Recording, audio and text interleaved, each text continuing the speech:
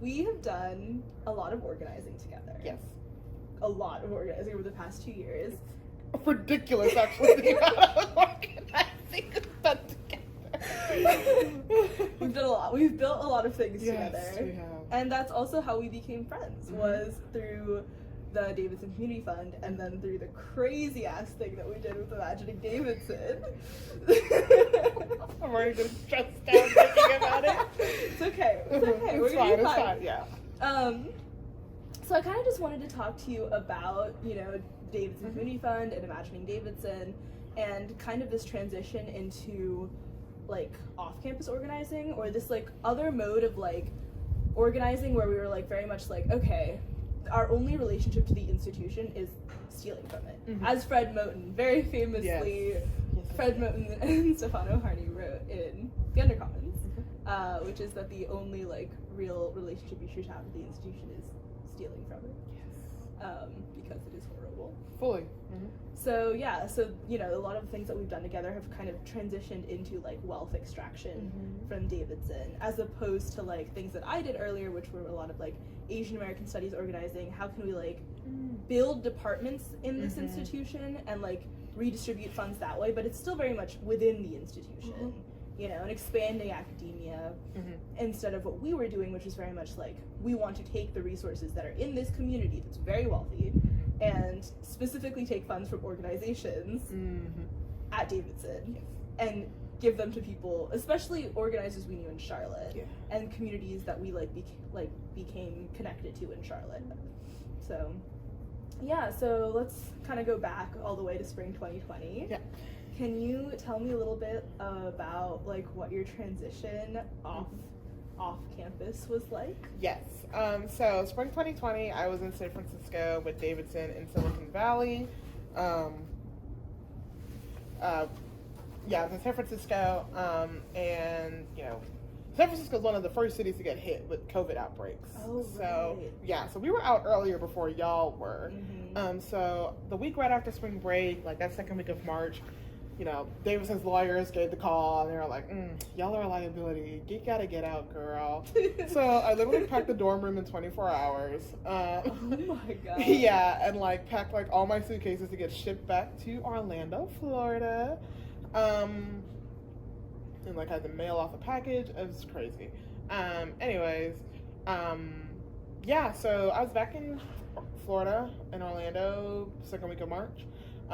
And that was also quite insane because my family was in the middle of a move at the time. So we had no house because we were actively looking. And then with COVID, everything just stopped. Like houses weren't being shown anymore. The real estate offices were indefinitely closed because it wasn't really until like maybe mid-April that they started doing like online visitations and stuff like that. Like they finally got the infrastructure to do things online. So from March 2020 through end of July, my family was bouncing between Airbnbs, and I had fully settled back into my oldest sibling of a person of color family as parent 2.0. My sister was still in high school at the time. And so, I'm the one trying to find houses, talking to real estate agents, communicating with like our Airbnb managers to like get extensions. My dad works as the director of security and safety for the Orlando Health Network, which is the largest hospital network in Orlando. So he was super stressed out and like working long hours trying to make sure everything is up to regulations and stuff like that. So it was a very stressful time. And all during this, I'm also still fully in school, taking all 4 classes I was enrolled in, trying to finish finals. So it's kind of crazy to think that I did all of that. Wow. Anyways, but so that was spring 2020. And, at the end of it, like, I was not from Orlando. My family moved there after I left for college. So I didn't really know anyone in the area. I had like a cousin and a couple of friends who went to UCF. But I didn't have any community outside of like my immediate family. And even then, like, we were all kind of going through it. We were all very unsure. Like, I was quarantined for 2 weeks. My sister had to get quarantined for 2 weeks. My dad was in and out for like a month and a half because he was in and out the hospitals constantly before he could like fully come stay with us at the Airbnb. So it was quite the strain. And that's on top of already having been abroad, so I'm already a little bit more disconnected from my friends at Davidson. So I was really just lonely spring 2020 after leaving San Francisco, and just kind of like desperately seeking community. I had like a research thing coming up in the summer. My classes were ending, and being away from Davidson at the very least, I think kind of helped open me up to like what community could look like outside of the institution. Yeah. Which is like, for someone who came in as like a raging neoliberal. Didn't we all? That poli-sci major. Fully came in poli-sci, Yeah. I'm going to be a lawyer or something one day, my God, fully yeah. committed to that, like, train of thought. I didn't really think outside of the institution so much. Like, my activism was really just mostly in theory and not in practice. But definitely leaving campus, and then also like stepping out of the Davidson bubble, because it definitely also existed when I was in San Francisco, because I was with a Davidson cohort as well. Like, just stepping away fully from Davidson, like, I think allowed me to imagine possibilities for community outside of the institution, which was really nice. And like, I was tapped in a little bit in Orlando with like the Democratic Socialist chapters that are there, but like, again, nothing is happening in person because of COVID, so it's mostly just like Twitter and stuff like that. But I was really just trying to find anything to tap into, and honestly, partly distract myself, but also like start to like put some of the theories to work that I was really invested in. Yeah, I think that's something that a lot of us experienced that spring, because we were all forced off campus into our hometowns. And I know for me, like, I had been friends with people, a lot of white people in high school who I stopped being friends with after I became more and more radicalized at Davidson. And even though I had taken classes with like sex radicals, which led to burn down the frats, and like queering transformative justice, like there was very much this idea that like, we're taking these classes now to prepare us for the inevitability of graduating, being in communities where we'll be there long term, and then actually doing radical stuff. Because like, it's so hard to do, like, how are you gonna do like transformative justice at Davidson? Like, we're such a part of the institution over here that like, so I think it very much gave us like the space to like, well, you had to build community with people where we were and start where we actually were, and to like actually be like, okay, like, how can I like do things outside of the institution? And I know for me that looked like getting connected with, I think, people who are doing housing defense work, eviction defense work in Durham, mostly because I was just like, I need to know who the radical people are in my area, especially because like we had known some Davidson people or some Charlotte people. That wasn't enough. Definitely. So thinking about that, how did we? Let's talk about a little bit about DCF. I know that you weren't there quite at the beginning. No. I was there more at the beginning, which was essentially just for a speed run. We started making graphics for Black trans femmes, like to raise money for like hotel rooms and for food and stuff like that, for like a network of Black trans femmes who we got connected to through organizers like Rara and Micah Johnson and Glow Merriweather and Ash Williams. We're all Black trans organizers in Charlotte, and we literally just posted on Instagram, I think through the Davidson YDSA Instagram account, which eventually got transformed into the Davidson Community Fund account, and started raising a ton of money, because white people were guiltier than ever that summer. And so we were like, oh fuck, suddenly we're raising thousands of dollars within 2 weeks of putting out like a bingo or some random graphic to kind of raise money. And I think it was 3 people at that point in time, and we were quickly like, oh fuck, we need to get our shit together and get organized about this if we're going to keep raising this much money.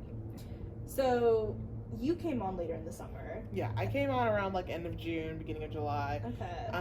But I guess to kind of explain how I got to DC, I have to go back a little bit to my 20th birthday, actually. Oh, so interesting. I'm a Gemini, a May Gemini.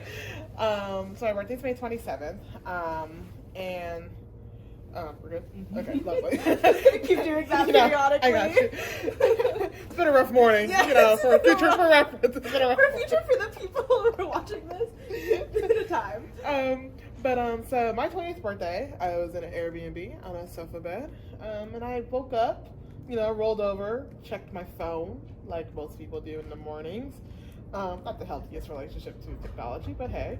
And opened Twitter, my first mistake, and was immediately bombarded with violence on my screen. And it was just scene after, like, when I tell you full, it was just George Floyd's murder everywhere. And it was the first thing I saw when I woke up. And for me, I do a lot of research with like tech and black representations and the targeting of blackness on social media platforms. So from a research perspective, you know, I kind of hit the gold mine, you know, my own personal experience with it. Yeah. From a personal perspective, I was wrecked. Like, because I had been avoiding it. Like, I knew the story, but I had been avoiding the videos.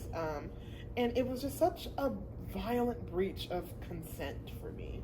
Like, here I am, like, just because I follow people who follow other people who follow other people who liked this video or shared it or retweeted it, now I am subject to its violence. And it kind of wrecked me. As soon as I saw it, it was like you just kept scrolling. It was just the same scene over and over again. So then, you know, put my phone away eventually. But, like, then shit exploded, essentially. Yeah. Like, I feel like the week following my birthday, like, it was just, that's when the flames started going up. Like, that's when, you know, Minnesota, the precinct got burned down, I think, within that week. Oh my god. Yeah. Oh my shit god. literally blew I up. forgot about Shit that. was on fire. Wow, yeah. Like, it's crazy to think that was over a year ago, but, like, a year ago, this country was damn near in flames. Yeah. Like, between racial unrest and COVID. and COVID, because, like, I think also to, like, that contributed is that people were sick of being in the house.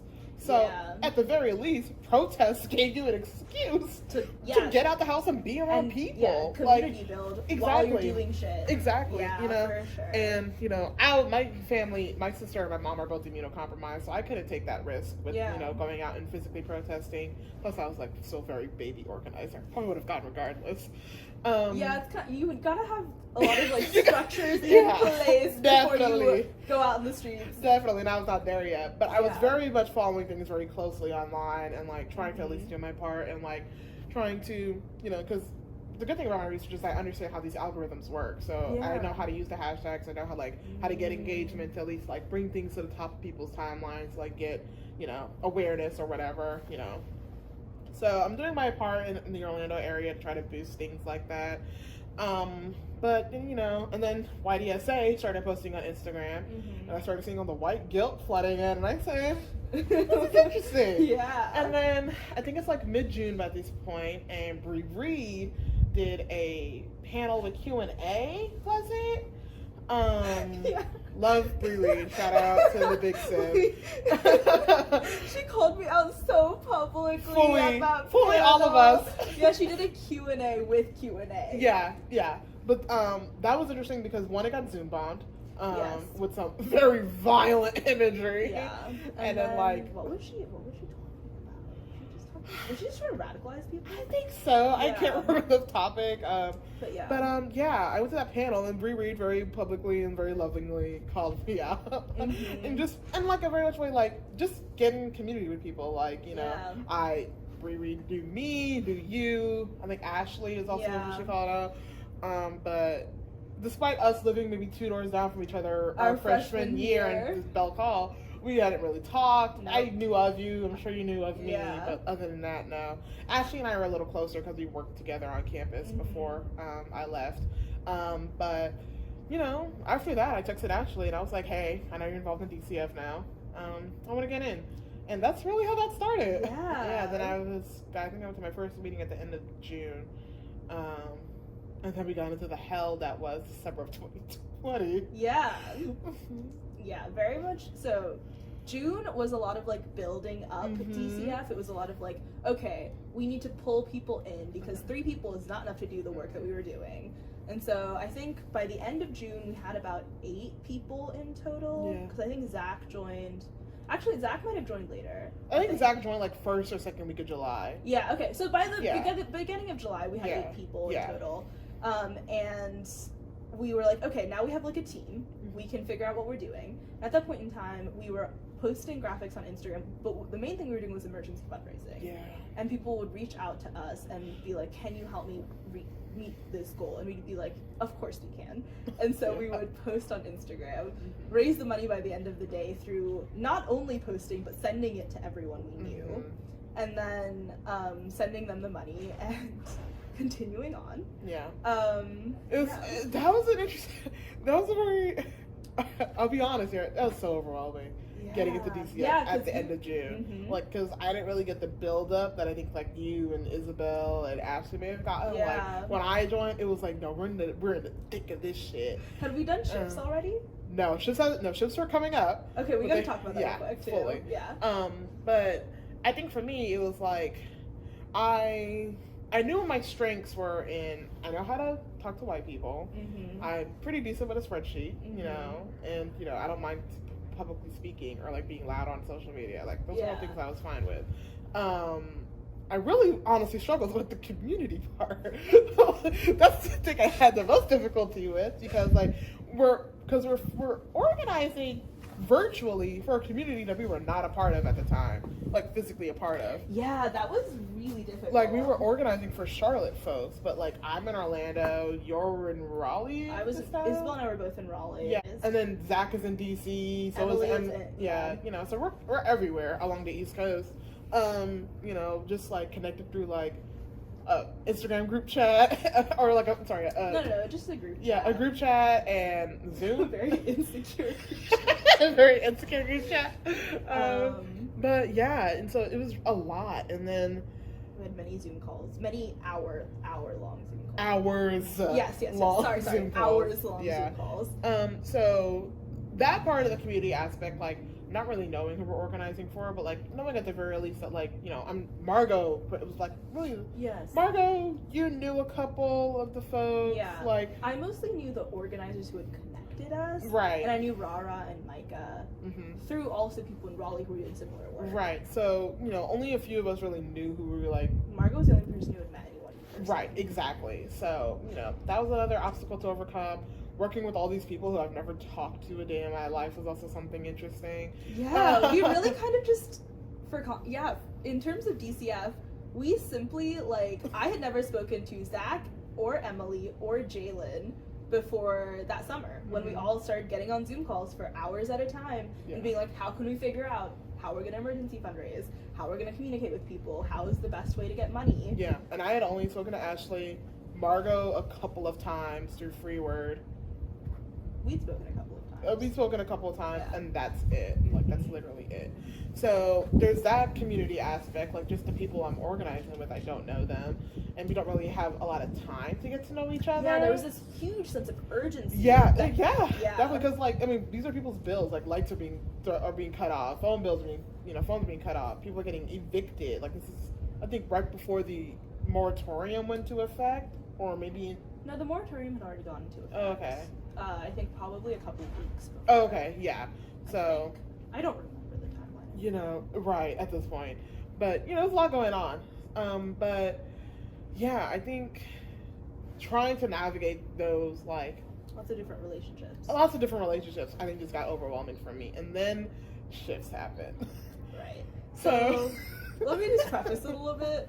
So the biggest thing I think that was a failure of DCF when we were first starting was that we had this idea as a bunch of college students. Also, I want to say largely non-Black college students. Jaelyn, you're the only Black person who was in that original group of organizers. It was mostly just like people of color, non-Black people of color, and then a couple of white people. But as a group of college students, we were very much in this mindset of like, And I don't think, at least for some of us, I don't think it was this intentional, like, egotistical mindset, but it's like this thing that happens where it's just like, I want to solve every problem that I can. Yeah. And maybe I can't solve the housing crisis in Charlotte, but every time someone comes to me with an issue, I want to be able to solve it. And a lot of these are on time crunches. Yeah. So we were like burning out really fast and not acknowledging it because we kept being like, there's just so much more work to be done. Yeah. We have to keep going. And we've been we were so successful. Yeah. And that, I think, is what really got us. We were like, we've done this for like a month and a half at this point. So what's the difference? We can keep going. Yeah. Yeah. And it was all also like a lot of like hunching over my phone and posting things on Instagram. Yeah. Like I think for across the board, it was like on a computer, on a phone. Yeah, it's me yelling at all these dumb fucks at Davidson on Facebook. Oh my god, yeah. If you get the Facebook reference, you know, you were there. You're a real one. But yeah, and then shifts happened, and we were basically on call for 24 hours a day, split into like 4 hours. Yeah, so we were basically on call for 24 hours a day. We had did we have the Google Voice? Yeah. Yeah, that's when we basically, because before that, it had been like different people having different conversations over a variety of platforms. Yeah. And we were like, that can't work. We all need to know exactly what's happening. Yeah. So we made a Google Voice number that everyone logged into like, and then we had shifts. Yeah, so for basically on call for 24 hours a day, but we had 4 4-hour shifts over the course of a week. The course of a week. Well, we did this for like 2 or 3 weeks. Like mid-July to like... Oh no, I meant you did 4 shifts over the course of a week. We did this for 3 weeks. Yeah, but it quickly became overwhelming and like led to the swiftest kind of burnout I've ever seen. Mostly because we had members in our group at the time who would flake or not communicate, and so other folks had to pick up the slack to make sure that like people are communicating. You know, end of the month is like rent and like bills start popping up, so like it also just got a lot more busier. And then also we were approaching the new school year. And we were all very conscious of the fact that eventually we would have to do school. Yeah, and like I'm also moving into a house at this time. Like I'm driving a U-Haul in between shifts. So it was a lot. And I'm doing like a full like research. You were working with Melissa. I was working with Melissa, and I was. Oh, you were interning at the Smithsonian too. I was interning at the Smithsonian. Yeah. And I was working with Melissa, and I was doing stuff in Raleigh, and I was doing DCF. Yeah, and I was like, I don't think I slept. Yeah, and I was in like a research cohort at UNC Chapel Hill. I had like a 30-page research paper to produce by the end of the summer. Like it was a lot. It was very, very overwhelming, and like at that point in time, also what? Oh, wow, I'm thinking about it. Wow. Yeah, I don't know how. This is what we were talking about. We don't do this anymore. No. I don't know the last time. Like, imagine Davidson after that burned us out so fast. Yeah. I think we've been burnt out since the summer. Yeah. I think we've been burnt out for years and years. But I think that really pushed us over the edge. Because I think the other part of it was that Margot, love you, Margot. Margot was burning out really fast because they had been involved in a lot of in-person stuff with Charlotte uprisings, like jail support and stuff like that. And so they like tapped in a little bit to DCF as much as they could, but they were burning themselves out so fast that like, at least for me, I was so focused on other people burning out that I ignored that I was burning out. This was also when my back pain started happening again, and my shoulder pain started happening again because I was fucking hunched over a phone. Yeah, it was real bad times DL Royale for us. And then we got yelled at. And then by multiple people. By multiple people, especially by Tiz and Sharon. Shout out Tiz and Sharon, love y'all. Yeah, they're older organizers in Chapel Hill. Yeah, but after shifts went straight to shit, we stopped and we took a break as DCF, and we took a break in the sense that we weren't like on call, but we were fully meeting probably every other day, trying to restructure how we worked. And so that's how the modern time. That's how the current inception of DCF came to be, with our monthly sustainer program. And that was after like a really good conversation with Tiz and Sharon about like, they were basically like, y'all, this will not continue. Yeah. You are college students and you're going to burn yourself out in 6 months because this is something that we have seen over and over and over again. And so like, they were literally like, you need to take a break. You need to have 2 weeks, the end of August, where you get to not do anything and restructure things and take a break because you're college students.